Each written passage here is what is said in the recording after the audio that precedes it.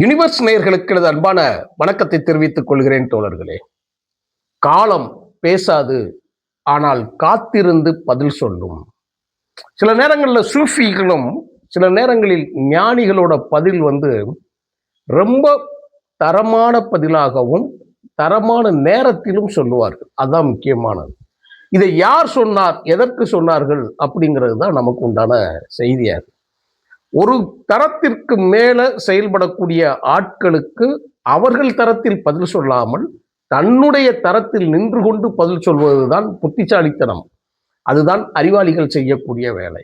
சரி, இவ்வளவு தூரத்துக்கு யாருக்கு நீங்க கெடு கொடுக்குறீங்க, இவ்வளவு தூரத்துக்கு யாருக்கு பேசுறீங்க அப்படின்னு சொல்லி கேட்டா நான் ரஜினிகாந்த் அவர்களைத்தான் சொல்றேன். ஏதோ தன் நேசித்த ஒரு தலைவரை அவருக்காகவே வாழ்ந்து அவர் கொள்கை ஏற்று அதற்காகவே பிரச்சாரம் செய்வது போல் ஒரு போலி பிம்பத்தை லாட்டரி கும்பல் ஒருவன் செய்த அந்த வேலை இருக்கு இல்லையா, அவனுக்கான பதிலைத்தான் மிக சரியான நேரத்தில் சரியான பதிலாக கொடுத்திருக்கிறார் ரஜினிகாந்த். என்ன நடந்துச்சு அப்படிங்கிறதான் நம்ம பேச போறோம். ஏற்கனவே பாயும் புலியாய் ரஜினிகாந்த் பதுங்கிய விஜய் அதிர்ச்சியில் ஆதவ் அர்ஜுனான்கிற டைட்டில் நம்ம ஏற்கனவே பேசியிருக்கிறோம். இப்போ புலி பாஞ்சிருச்சு, உண்மையிலே புலி பாஞ்சிருச்சு. அது அவர் தரத்துக்கு பாஞ்சிருச்சு. ஒரு ஆர்ப்பாட்டம் நடக்கு, சாதிவாரி கணக்கெடுப்பு ஆர்ப்பாட்டம் நடக்கு. அந்த சாதிவாரி கணக்கு ஆர்ப்பாட்டம் என்பது எதற்கு, எந்த நேரம், அது ஏன் நடத்துனாங்கிற காணொலியை நம்ம போட்டிருக்கிறோம். ஒரு 2-3 காணொலிக்கு முன்னாடி நீங்க அதை பார்க்கலாம். நம்ம சேனல்லே நம்ம பார்த்துருக்கோம். நீங்க தேர்தல் வருகிறது என்பதற்காக அப்பொழுது தேவையான என்னமோ காந்தி செத்துட்டாரா அப்படின்னு அதிர்ச்சி அடைந்து நீங்கள் வெளியில வருவதை போல இந்த மாதிரி ஒரு நகைச்சுவையான ஒரு காமெடி ஆர்ப்பாட்டம் ஒன்று பண்ணுறது, அதுல தான் வெளியே தெரிய வேண்டும் என்பதற்காக சூப்பர் ஸ்டார் ரஜினிகாந்த் அவர்களை இழுத்து கொண்டு பயந்து ஓடிவிட்டார். ரஜினியை போல் விஜய் இல்லைன்னு அதுக்குத்தான் நான் பதில் சொல்லியிருந்தேன். மன்னன் படத்திலையும் படையப்பா படத்திலையும் ஒரு லேடி கேரக்டர் உருவாக்கி அடிக்கிற மாதிரி, செவுட்டில் அடிக்கிற மாதிரி காட்சிகளை வைத்து அதிரச் செய்தவர் ரஜினி. அந்த சம்பவங்கள் எல்லாம் சொல்லியிருக்கிறோம். இப்போ நம்ம யார் பயந்தது, யாரு? ஜனநாயகன் படம் ரிலீஸ் ஆகல, ஆனா இங்க திமுக காரணங்கிறாங்க. திரிஷா வீட்டை விட்டு வெளியில வருதா, திமுக காரணங்கிறாங்க. விஜய் பொண்டாட்டி கோர்ட்டுக்கு போனாலும் திமுக காரணங்கிறாங்க. என்ன எடுத்தாலும் திமுக காரணம், திமுக காரணம். விஜய் வீட்டுக்குள்ள ஒரு பிரச்சனைனா திமுக காரணம்னு சொன்னவன் படத்துக்கும் அதுக்கு என்ன சம்பந்தம் இருக்குங்கிறது அதையும் நம்ம பேசியிருக்கிறோம். ஆட்டை கடிச்சு மாட்டை கடிச்சு கடைசியில் ரஜினியை கடிச்சாங்க. ரஜினி தரமான ஒரு பதிலை சொல்லிட்டாங்க. அந்த பதில் தான் நான் முதலில் சொன்னது.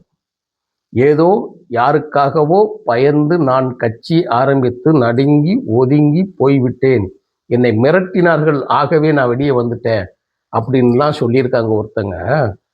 அப்படியெல்லாம் எதுவும் இல்லை, அந்த மாதிரி எதுவும் நடக்கவில்லை. ஆனால் உங்களுக்கெல்லாம் சொல்லக்கூடிய நான் ஒரு பதில் ஒன்று சொல்லுகிறேன். அது என்னவென்றால், காலம் பேசாது, ஆனால் காத்திருந்து பதில் சொல்லும் அப்படின்னு சொன்னது யாருக்குன்னா ரஜினிகாந்துக்கும். ரஜினிகாந்த் விஜய்க்கும் அந்த விஜய் சார்ந்த கும்பலுக்கும் ஒரு பதிலை சொல்லிட்டார். இப்ப பாருங்க, அதிர்ச்சி அடைஞ்சிருச்சு. இன்னைக்கு அதிர்ச்சி அடைஞ்சு போய் ஐயையோ இந்த மாதிரி நம்ம பண்ணிட்டோமே வச்சுட்டோமேன்னு சொல்லிட்டு பெரிய அளவுல மீடியாக்கள் ஆகி, மீடியாக்கள்ல ஒரு பிரைம் டைம்ல இது ஒரு விவாதமாக மாறி ஒரு பெரிய பிரச்சனை இப்போ ஓட ஆரம்பிச்சிச்சு. ரஜினியை தொட்டாங்க.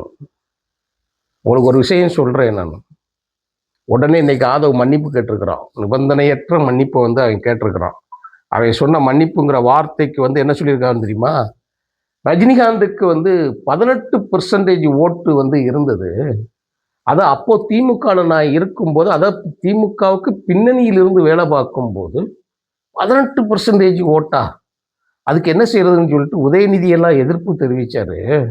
அந்த உதயநிதி எதிர்த்ததை அடிப்படையில வச்சுதான் நான் இந்த மாதிரி அவர் பயந்துட்டாருன்னு நான் சொல்லிட்டேன். விஜய் அப்படி கிடையாதுன்னு நான் சொல்லிட்டேன். அதுக்காக நான் மன்னிப்பு கேட்டுக்கிறேன் அப்படின்னு சொல்லி சொன்னார். டேய் தம்பி, நீ திமுகவுக்கு நீ சொம்படிச்சுக்கிட்டு இருக்கும்போது உன்னுடைய பொண்டாட்டி இருக்கா, பொண்டாட்டியோட அப்பா மாமனார், நீ சோத்துக்கு சிங்கி அடிச்சுக்கிட்டு இருக்கும் போதெல்லாம் அவன் பெரும் கோடீஸ்வரன். நீ எப்படி முதல்ல நீ பணக்காரன் ஆனங்கிறது ஒரு நிமிஷம் பின்னாடி போய் பாரு, மிச்சர் கதை தான் இருக்கும். ஊர் சொல்லும், உலகம் சொல்லும். நீ எப்படி கோடீஸ்வரன் ஆன? கோடீஸ்வரி வீட்டு வாரிசு ஒரு பெண்ணை நீ திருமணம் முடிச்சதுனால உனக்கு அந்த சொத்து அப்படியே வந்துச்சு. எனக்கு அதனால தானே நீ அறிவாலயத்துக்குள்ள போன, அதனால தானே நீ கட்டட திமுகங்கிற கூண்டுக்குள்ள போன, அதனால தானே திமுக கூண்டுக்குள்ள இருந்துட்டு மற்ற கட்சிகளை எல்லாம் நீங்கள் விமர்சனம் பண்ணி பார்த்துக்கிட்டு இருந்த. அப்போ தன்னால்தான் ஏதும் நடக்கிறது என்று நீ நினைச்சுக்கிட்டு இருந்த. அட ஸ்டூபிட். நீ கொஞ்சம் வரலாறை பின்னோக்கி பார்க்கணும்.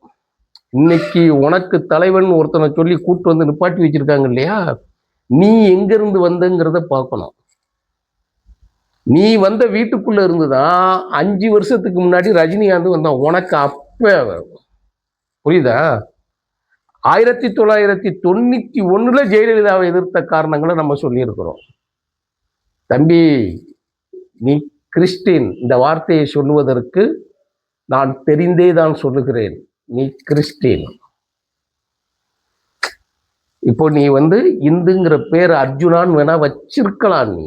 ஆனா உனக்கு பணம், டாக்குமெண்ட் பண்றது, உனக்கு வேலை பின்னணியில பண்றது, இன்னைக்கு நீ தலைவனாக ஏற்றுக்கொண்ட விஜய் பெரம்பூர் தொகுதியில் நிற்பதற்கு மெஜாரிட்டியான கிறிஸ்தவர்கள் காரணம்ங்கிறது. மாமனார் பேர் மார்டின். உன் பருப்பெல்லாம் அங்க வேகாது. நீ ரஜினிகாந்தோட பின்னணியை தெரிந்து கொண்டால் என்ன நடக்கும்ங்கிறத புரிஞ்சுக்க நீ. அதனால தான் நீ உடனடியா நீ மன்னிப்பு கேட்டு வந்தது. இதே திமுக 2021 ஆட்சிக்கு வந்துவிடக் கூடாது என்பதற்காக அன்று கலட்டி விடப்பட்டவர் தான் ரஜினி.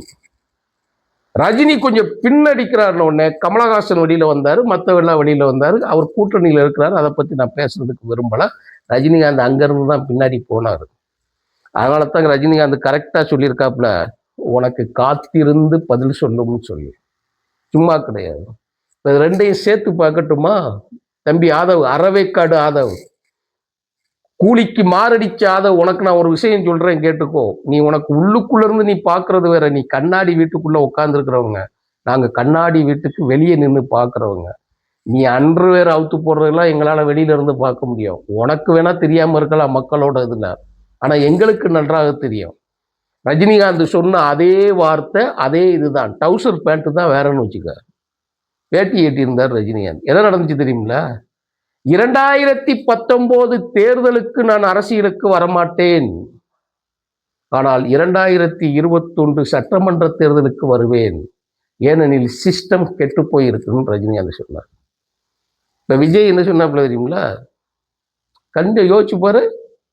2024 நாடாளுமன்ற தேர்தலுக்கு நான் வரமாட்டேன், ஆனால் 2026 சட்டமன்ற தேர்தலுக்கு நான் வருவேன்.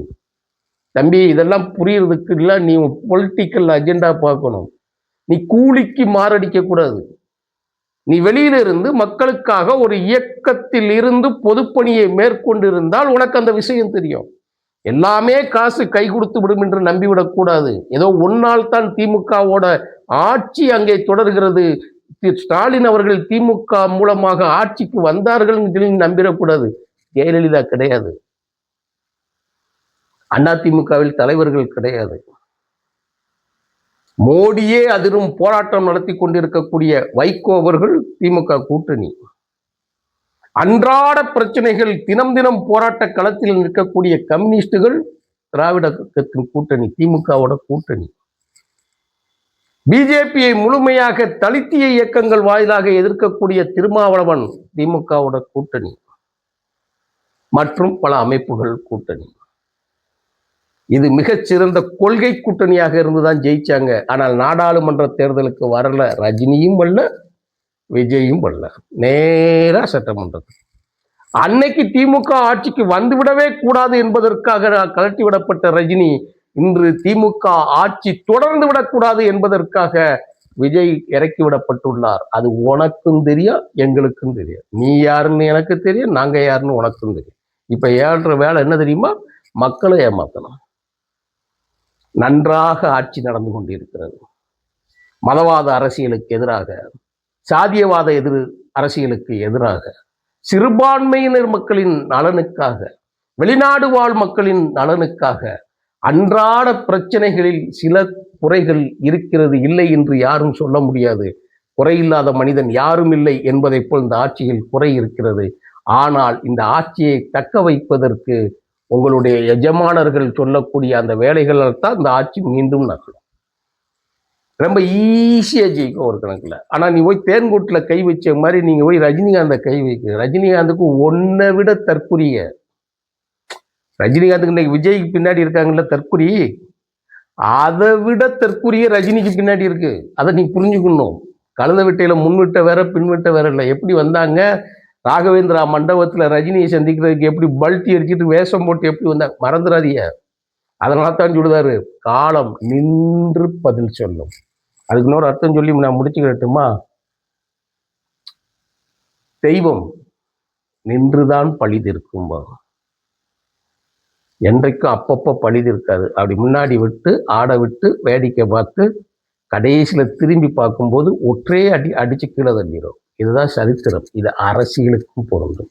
உலக அரசியலோட ஒரு விஷயம் சொல்லட்டுமா? இன்னைக்கு அமெரிக்க அதிபர் ட்ரம்ப் என்ன பதில் சொல்லியிருக்கிறாரு தெரியுமா?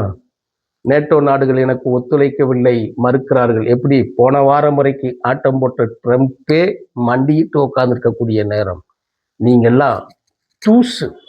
அதைத்தான் அரசியலில் அவர் விஜயோட அப்பா இயக்கிய ஒரு படத்தில் இருக்கக்கூடிய பாடலோடு நிறைவு செய்கிறேன். ஆடாதடா ஆடாதடா மனிதா. ஆடினால் நன்றி. வணக்கம் தோழர்களே.